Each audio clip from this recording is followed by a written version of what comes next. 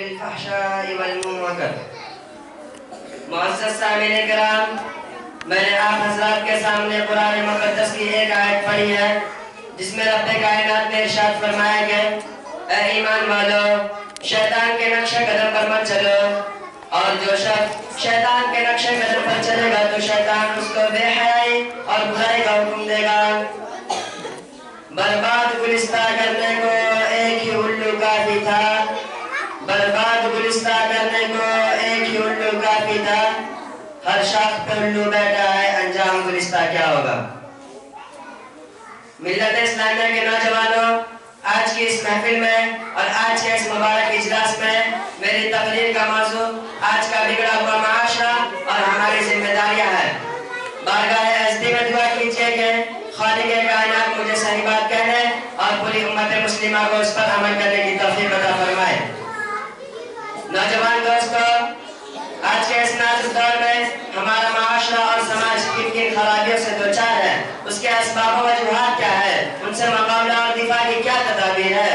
ان کو اس مختصر سے وقت میں بیان کرنا اور ان پر تفصیلی روشنی ڈالنا دشواری نہیں بلکہ ناممکن سا معلوم ہوتا ہے، لیکن سر دست دور حاضر کے بعد شدید فتنوں کا اجمالاً اور بعض کا تفصیلاً ذکر کر دینا مناسب سمجھتا ہوں۔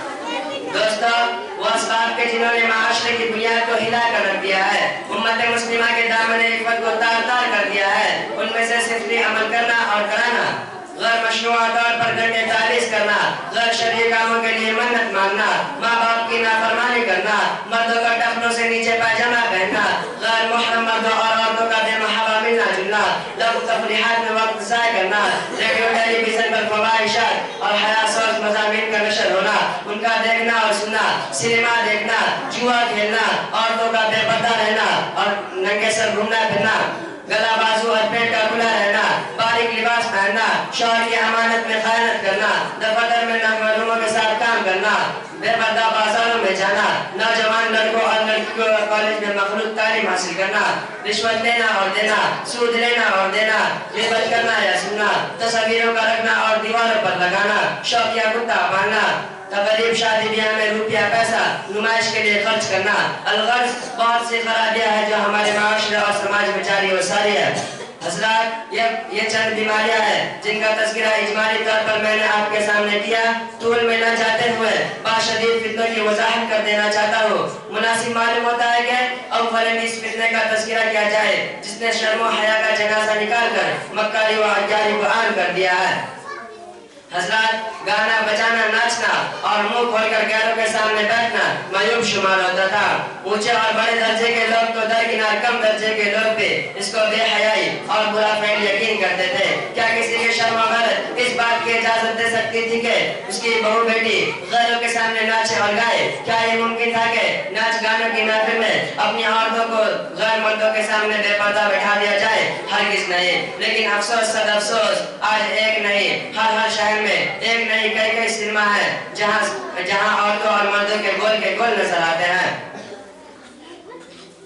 سینکڑوں اور ہزاروں گھروں کی چھتوں پر جب نظر پڑتی ہے تو چاروں طرف لعنت کے اینٹینا دکھائی دیتے ہیں جن سے ٹیلی ویژن پر پروگرام اور فلمیں آتی ہے، اور یوں کہا جاتا ہے کہ ٹی وی دیکھنے سے معلومات میں اضافہ ہوتا ہے، ٹی وی دیکھنے سے بچے ہوشیار ہوتے ہیں، ٹی وی دیکھنے سے جدید تحقیقات کا پتہ چلتا ہے، ٹی وی دیکھنے سے ہڑتالوں کے اسباب معلوم ہوتے ہیں، ٹی وی دیکھنے سے کارخانوں کی پیداوار کا پتہ چلتا ہے، ٹی وی دیکھنے سے انسانی زندگی میں ترقی کی راہ کھلتی ہے، ٹی وی دیکھنے سے انسان ترقی کرتا ہے۔ ہائے افسوس، ایک ناجائز اور حرام کام کو اس کے فوائد بیان کر کے اس کو جائز سمجھا جاتا ہے۔ محترم سامعین، آخری میں ایک بات جو نہایت ضروری ہے وہ یہ ہے کہ آج کتنے ہی افراد ہیں جنہوں نے اپنے گھر اور دکان کو فلم ہال میں تبدیل کر رکھا ہے، دن رات ان کے یہاں ٹی وی پر فلم چلتی رہتی ہے، اس طرح وہ ایک وقت میں کئی جرائم کے مرتکب ہوتے ہیں۔ نمبر ایک، اپنے گھر اور دکان کو رحمت الہی سے محروم کرتے ہیں، دوسرا معاشرہ اور سوسائٹی میں برائی پھیلانے کا سبب بنتے ہیں۔ اللہ تعالیٰ کا ارشاد ہے، ان الذین یحبون ان تشیع الفاحشۃ فی الذین آمنوا لهم عذاب علیم فی الدنیا والآخرہ،